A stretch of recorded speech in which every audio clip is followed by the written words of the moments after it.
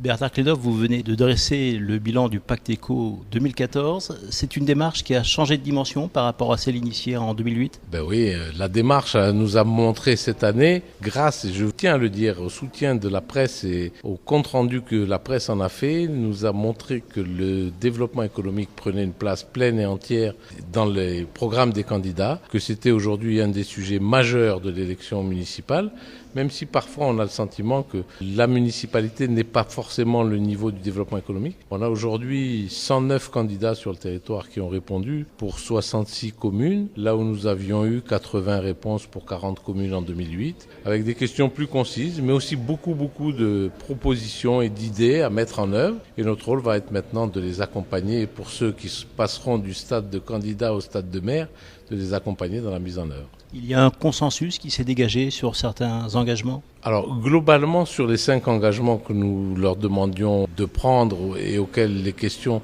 les appelaient à répondre, il y a des sujets, oui, clairement, qui font consensus. Maintenant, ce qui va être plus délicat, c'est que nous n'avons pas fini notre démarche de pédagogie, donc on a encore des choses à expliquer. Donc, ce qui va être plus délicat, disais-je, c'est que il va falloir qu'on trouve quelques moyens d'accompagnement et d'explication sur des points précis de mise en œuvre d'idées, de mise en œuvre de projets, de mise en œuvre réglementaire, souvent, qui peuvent gêner des candidats, parce qu'ils n'ont pas forcément la maîtrise de toute la complexité administrative de nos textes. Trouver des solutions aux problématiques du logement et des transports sont toujours au cœur des projets des candidats ? Ben oui, je crois que ces 2 sujets sont malheureusement les sujets récurrents et un peu marronniers du frein au développement économique de notre territoire. Beaucoup d'efforts ont été faits, beaucoup d'intercommunalités entre autres ont mis en œuvre ou sont en train de mettre en œuvre des moyens de transport en commun entre autres qui vont apporter une partie de la solution. Il nous manquera du lien entre ces différents moyens de transport. Et puis maintenant, il nous faut arriver à fédérer un petit peu sur le plan de transport tout ce qui concerne les intermodalités, de les faire travailler ensemble, de les rendre cohérentes ensemble. Et sur la partie logement, nous, notre sujet, c'est de voir comment on peut mettre en œuvre sur ce territoire une réponse au logement des actifs que les élus ont souvent tendance à mélanger avec des logements sociaux et avec la réglementation liée aux logements sociaux. Nous, on a besoin de loger des actifs. C'est un petit peu différent.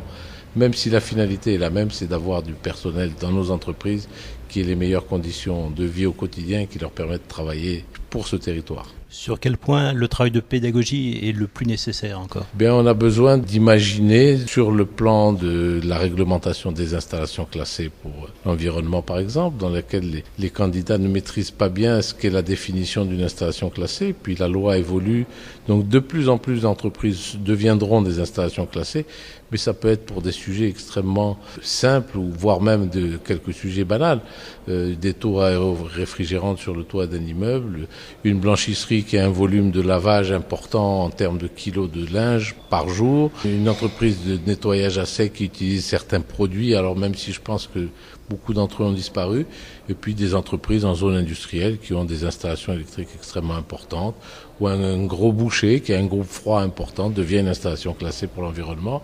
Et il faut que la pédagogie permette à chacun de savoir que ICPE, ce n'est pas forcément AZF ou Céveso. Loin s'en faut. Comment allez-vous organiser le suivi des engagements des candidats qui seront élus ? Alors là, on va laisser les candidats devenir maires, puis s'installer, se faire élire maire, puisque les conseils municipaux seront mis en place. Il faudra laisser les intercommunalités se mettre en place, leur laisser tenir leurs premiers conseils qui vont prendre les premières décisions de fonctionnement. Et d'ici, je pense, la fin de l'année, en tout cas au dernier trimestre, on leur proposera une réunion pour leur proposer quelques idées de synthèse liées à ce que nous aurons retenu du pacte, pour leur proposer comment les mettre en œuvre et les accompagner dans la mise en œuvre, puisque notre chambre de commerce et d'industrie, avec l'UPE, nous avons quelques compétences à faire valoir dans ces domaines. Et puis en leur annonçant d'ores et déjà qu'à peu près à mi-mandat de leur conseil, c'est-à-dire 2017, puisque l'échéance pour eux sera 2020, eh bien, il y aura une évaluation qui aura été faite par rapport aux engagements qu'ils ont pris. Et cette évaluation nous permettra de leur dire, sur tel sujet, il faut accélérer, sur celui-là, vous avez besoin qu'on vous aide. Et puis l'UPE, qui est un syndicat de patrons, pourra par moment mettre le point sur la table pour dire vous aviez pris des engagements, il s'agit maintenant de les tenir parce qu'ils sont importants pour notre territoire.